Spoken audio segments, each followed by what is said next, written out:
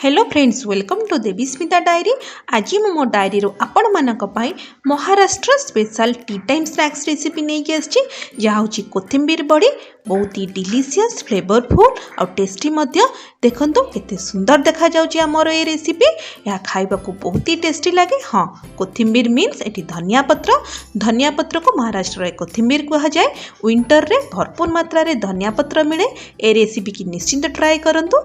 Ingredients पाई description box में check करि परिबे। चलंतु स्टार्ट करिबा।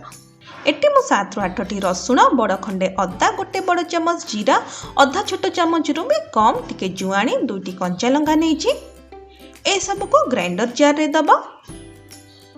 यहाँ को फाइन पेस्ट करिबा नहीं, टिके दरदर खंड करी रखिबा। आपण चाहिए यहाँ को हेमदस्ता रे कुटी पारंदी। देखंतु एई परि भाबरे टेक्सचर रखिबे। एबे एटी मु गोटे बड़ बाउल नहीं जाइछि, सेतिरे गोटे कप बेसन नहीं। मेजरमेंट पाई आपण कोनोसी ग्लास किंबा गिना को मध्य नहीं परिबे। ता सहित किछि धनिया पत्र नहीं। मु एटी धनिया पत्र रो केवल पत्र नहीं, एटी डेम्फो नहीं, भल भाबरे धोई नहीं। गोटे कप बेसन पाई आपण एटी 2 कप धनिया पत्र नेबे। ता सहित मु एटी किछि चाउल गुंड नहीं। आपण पाखरे जदि चाउल गुंड नाही, एटी आपण सुजी मध्य नहीं परिबे। एटी मो पाखापाखि 4 बड़ चमच चाउल गुंड नहीं, जहाँ द्वारा कोथिंबीर बड़ी बहुत ही क्रंची होता है।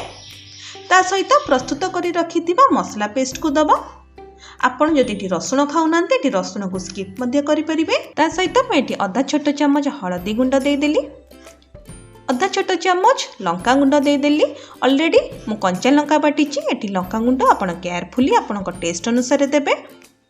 ता सहित मु एटी गोटे चुटकी हेंगु नहीं। हेंगु द्वारा यार टेस्ट बहुत ही टेस्टी लगी थाए और नटी फ्लेवर आसी थाए।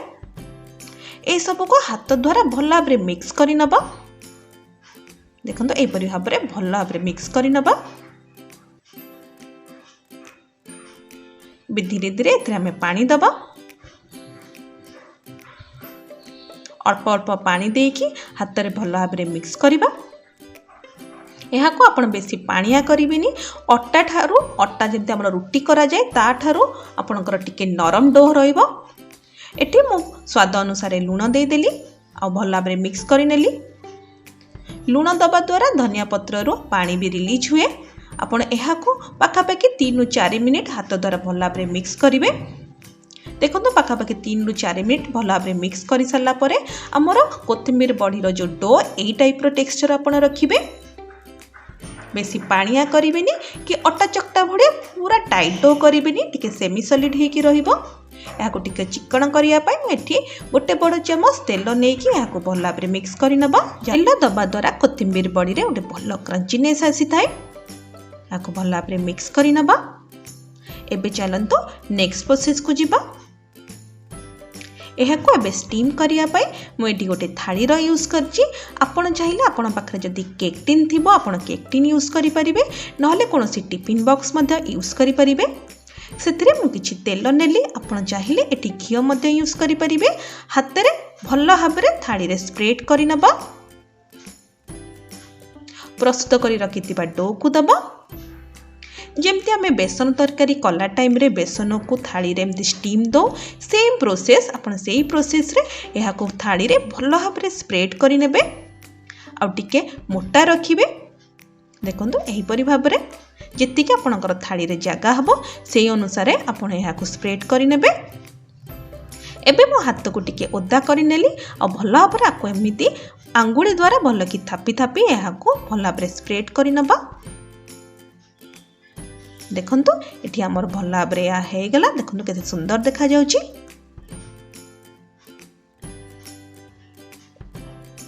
कोथिंबीर बड़ी रे आ टिके टेस्ट आ लुक्स भल आसिया पाई मु एठी किछि धळा राशि यूज करिछि। या ऑप्शनल किंतु देले या टेस्ट बहुत भल लागि थाए। एमती किछि किछि धळा राशि की नै कि हम एमती स्प्रेड करि नबा। देखंतु एई परि भाबरे आ टिके थापी नबा जेमती एहा बैटर ऊपर भल भाबरे लागि जिवो। देखंतु एहा एबे स्टीम हबा पई पूरा रेडी। केते सुंदर देखा जाउची। चलंतु नेक्स्ट प्रोसेस को जिबा। एटी मु कड़ाई रे किछि पानी नेछि, पाखापाखि गोटे ग्लास पानी नेछि।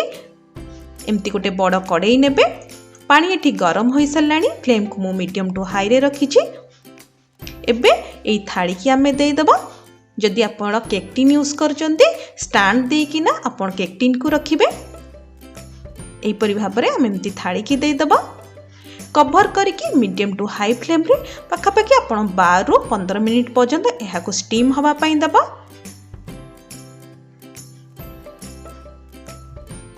पाखापाखि 12 रु 15 मिनिट पर मु गैस रो फ्लेम को बंद करि नेथिली। एहा को किछि समय ठंडा हवा को छाड़ी देथिली। देखंतु या केते भलो भाबरे स्टीम हेछि। देखंतु केते बढ़िया हेछि। एबे एहा को मु एमती डायमंड शेप रे काटी नेछि। आपण चाहिले स्क्वायर शेप रे मध्य काटिबे। देखंतु केते भलो भाबरे एहा स्टीम होई जाइछि। आपण चाहिले एहा को एमती मध्य खाई परिबे। देखंतु आउ गोटे मु उठे की देखौछि। या भलो भाबरे थाली रु मध्य उठी जाउछि। ए कोथिंबीर बड़ी की आपण एमती मध्य खाई परिबे। किंतु एहा को टिके सैलो फ्राई कले आ टेस्ट बहुत भल लागि थाए। एबे चलंतो नेक्स्ट प्रोसेस को जीवा। सैलो फ्राई करिया पई मेटी गोटे तावा रे पाखापाखि 4 रु 5 बड़ चमच रिफाइन तेल नेइछि। आपण चाहिले या को डीप फ्राई करि परिबे मध्य। तेल एठी गरम हो साराणी। एबे प्रस्तुत करी रखिथिबा कोथिंबीर बड़ी की दबा। फ्लेम को एठी मु लो टू मीडियम रे रखिछि। तावा रे जति की जगह धरिबो सेही अनुसार हम कोथिंबीर बड़ी गुडी को सब देई दबा। पाखापाखि 2 रु 3 मिनिट पर लो टू मीडियम फ्लेम रे एहा को भाजी नबा और चामच द्वारा एहा को उल्टेई नबा। गोटे साइड एटा हमर भला भाबरे होई गलानी। आपण चाहिले या को डीप फ्राई करि परिबे। डीप फ्राई कले आहुरी क्रंची लागि थाए। सैलो फ्राई कले मध्य एहा सेति की टेस्टी लागि थाए। आम हेल्थ पाई जेते तेल कम खाइबा सेते भलो। सेति पाई म एठी सैलो फ्राई करिछि। एई परि भाबरे पाखापाखि 5 रु 6 मिनिट बोथ साइड की आमे टिके भाजी नबा। देखंतु बोथ साइड एठी पूरा भलो भाबरे होई गलानी। राशि की एठी आमे रेड करिया पर्यंत भाजीबानी नहले आ पिता लागिबो। मझरे मझरे चामच द्वारा एमती उल्टेई नउथबो। एठी देखंतु आम कोथिंबीर बड़ी एबे रेडी।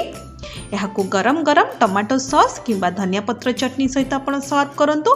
बहुत ही टेस्टी लागिबो। निज परिवार सहित ये विंटर रे गोटे कप चा सहित एक कोथिंबीर बड़ी मजा नियंतु। निश्चित भाव में आपण परिवार रो सबु मेंबर को बहुत ही भल लागिबो। जदि रेसिपीटी भल लागिला वीडियोटी की लाइक करंतु। चैनल ले नुआ थिले सब्सक्राइब करंतु। देखा हबो नेक्स्ट रेसिपी नेक्स्ट वीडियो रे। रहिली बाय बाय।